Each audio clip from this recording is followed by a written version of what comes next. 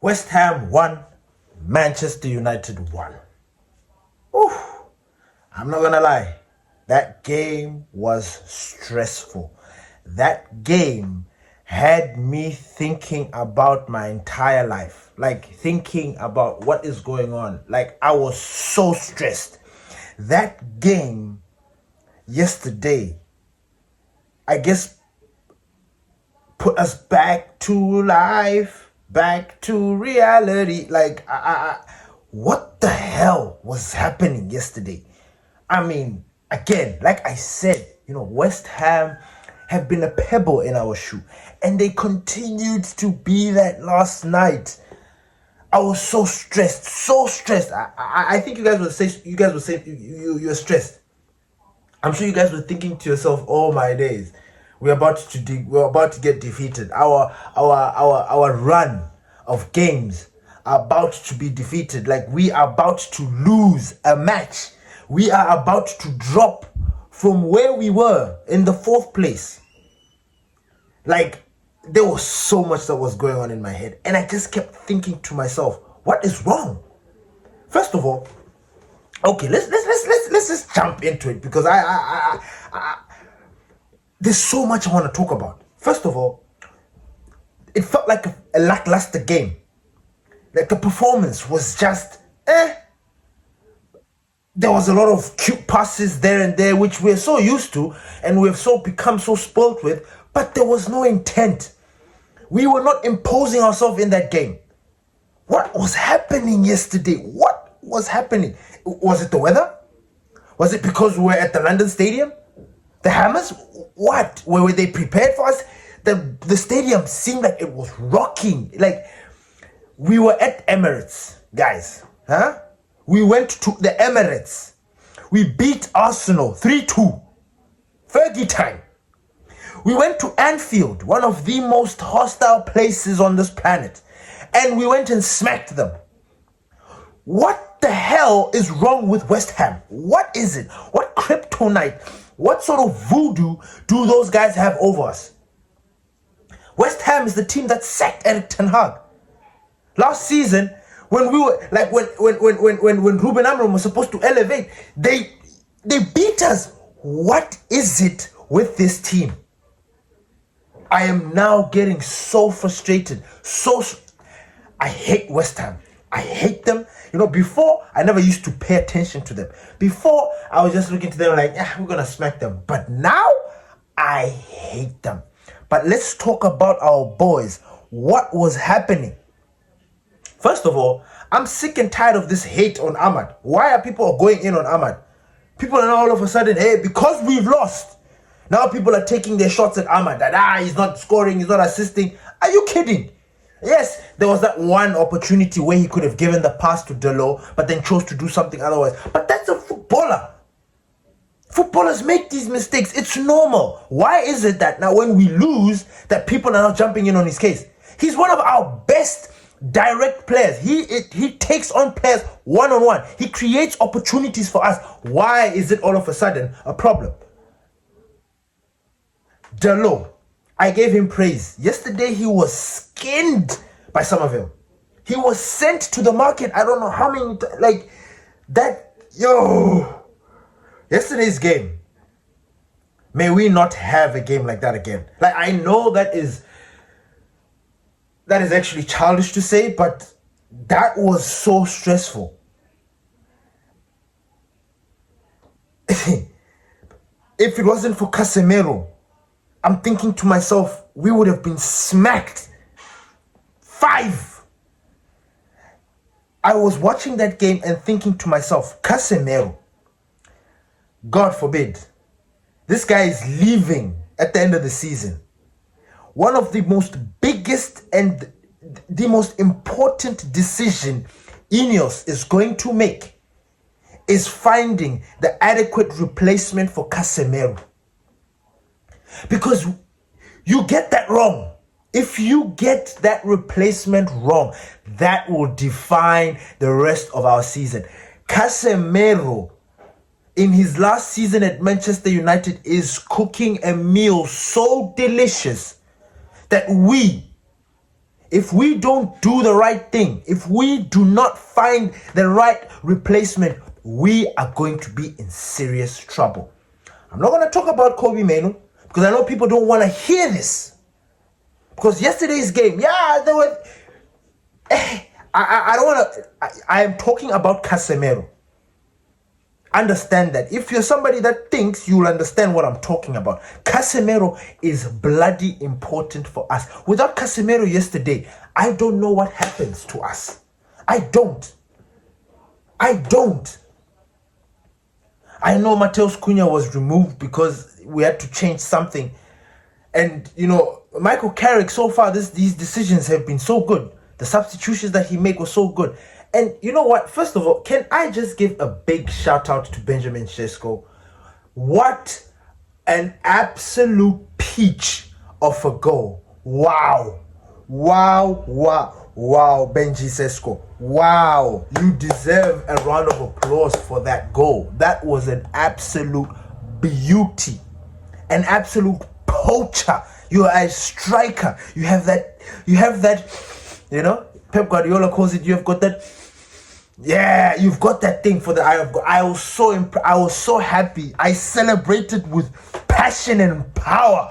I was so happy because that was it. When the time was ticking, I was now starting to think to myself, how much time are they going to give us? When they mentioned 7, I was like, this is an opportunity, because for some reason these boys start locking in. They gather themselves. They're like, oh, we've got only 7 minutes. It's like they know that they only have got 7 minutes left and that they need to do something. Otherwise, we are going to be shitting on them. Look, we are shitting on you guys. Yesterday's performance was unacceptable. Somebody asked me in the comments yesterday, how do you think we are going to beat a team with a low block? Like, it was a very juicy question. And I sat there with my arrogant ass and said, look, our team right now is set up so beautifully.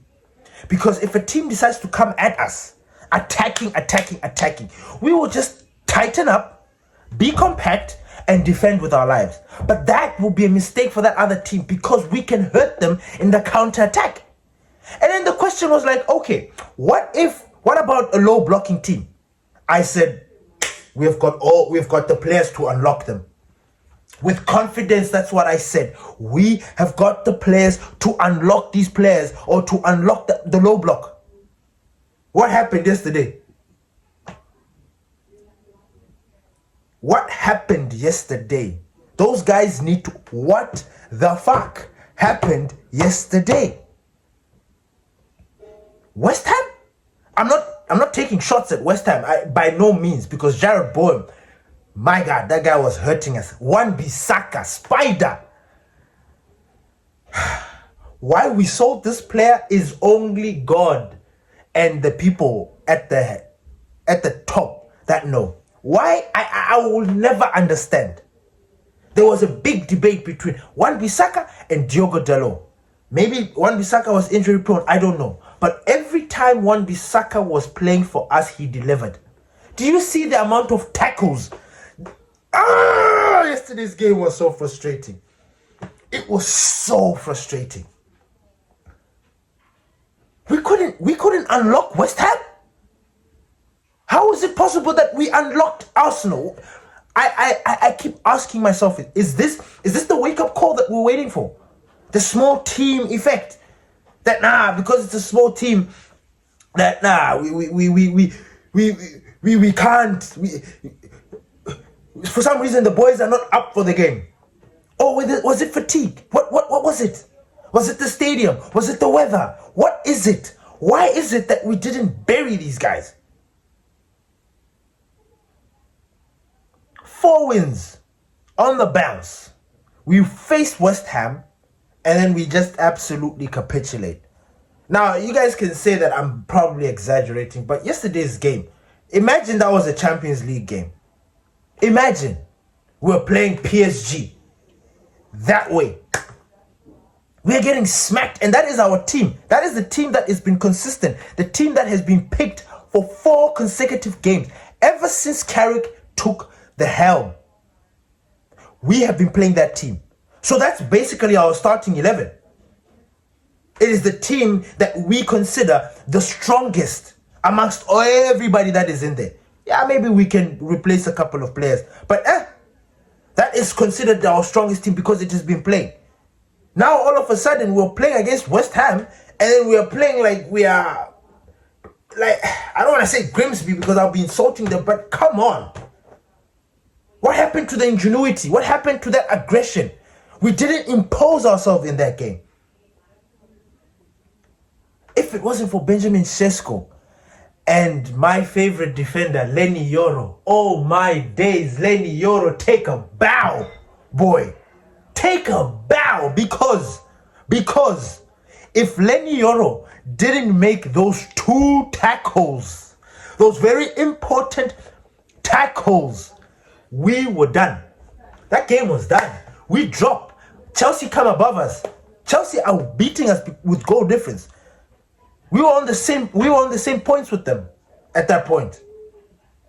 But we lose that game, they go above us, and then we're sitting on 5th. And then everybody there is just start panicking.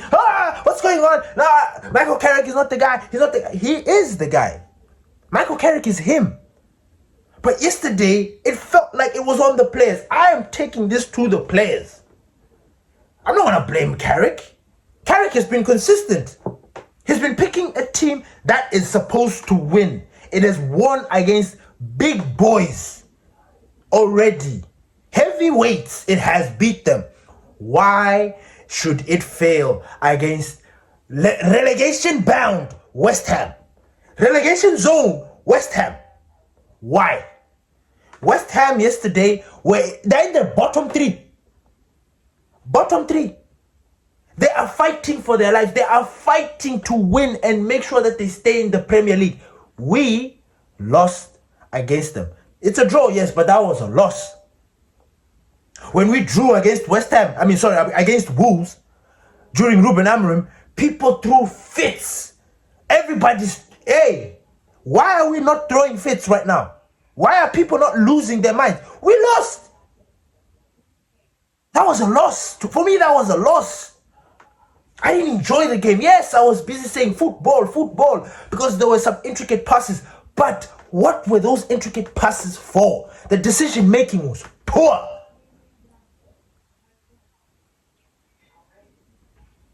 I don't know, man. I don't know. Yesterday's game, it brought me back to reality. Yes, I did say we're going to get 15 points, but I did also say that we could draw a game there. Now we are going to face Everton, an Everton side that also an anomaly against us. We don't know. They beat us at home, 10 men. They were fighting against each other. They got a red card. They still smacked us 1-0. Now we are going to go there to Everton and play against them. I don't know. Crystal Palace, maybe I'm not too worried about them, but Everton, now that's a mountain to climb. Our boy with the afro has to start again. 5 wins in a row. It's so difficult. It's so... I was so frustrated. I don't know. Like, I'm not blaming Carrick on this. Absolutely not. This was on the players. They were complaining about wanting Europe. You guys were always saying, hey, we want games. That was a midweek game. Then, take it. It was on a Tuesday. Like a Champions League. Take it. You guys failed. Against relegation-bound West Ham. I was upset. I am upset. I am stressed. Not stressed to the point where I think that, we're not going to qualify for Europe. No. But every single time, these boys always have this way of reducing us and making us feel small again. Just be consistent. You guys want to be champions. You guys represent Manchester United. For crying out loud. Play like you mean it. Play with intent. Impose yourself. Take control of the game. I can understand we're playing away, but like I said, we have done the most against other teams. The title chargers, Arsenal, the Gunners, we smacked them in their home. That was a bigger game than this West Ham nonsense. We decided to wake up and do the business against Arsenal. Why did we not have the same urgency? Why did we not have the same passion? Why did we not have the same drive for this game? Is it because it's West Ham? Is it because West Ham is in the relegation zone? Bottom 3? What is it? What is it? That was not fair on the fans. That was not fair. These guys need to go and reflect, and come weekend or come next fixture, we don't want to hear manga. We need them to win. We need to maintain what is going on. Otherwise, it all falls apart. And do you know who's going to be blamed for it? Michael Carrick. When it's supposed to be the players. Do you see when I always complain and say, it's the players? Nah, it's the manager. He set the team up. A lot of always on the manager. No player takes accountability. Yes, I know people are going on Ahmad, but that is unfair. Because football is a team sport. And Ahmad has been one of our brightest sparks in this team. He's not providing assists, fine. He's not scoring a lot of goals, fine. But what he does, what he provides, that fluidity, it is something that you cannot deny. Manchester United fans, we need to wake up and smell the coffee. We do. We need to stop this thing of going after the gaffers and all this. We need to stop that. But I'm happy we took the draw. All day, every day. I've been saying that this all season. Since Ruben Amorim. I'm like, this season, do what you have to do. Win the game. But if it's tough, you better get a draw. And yesterday we got the draw. So to that extent, I am happy. I don't know about you guys. I don't know if you guys feel like that was a loss. I don't know. But I felt like it was a loss. Like, for real.